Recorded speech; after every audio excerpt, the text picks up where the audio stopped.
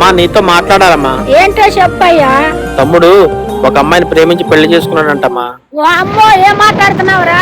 వాడు తప్పే ఉందిలేమా, వాడికి ఉద్యోగం లేనప్పుడు పెళ్లి చేసుకున్నాడంట. మనమే అర్థం చేసుకోవాలి. సరే మరి ఏం చేద్దాం? అమ్మాయి ఎక్కడయ్యా? అమ్మాయి ఎక్కడరా? వాళ్ళ ఇంట్లోనే ఉందన్నా. వాళ్ళ ఇంట్లో ఏంట్రా? వాళ్ళకేమో చెప్పావా లేదా?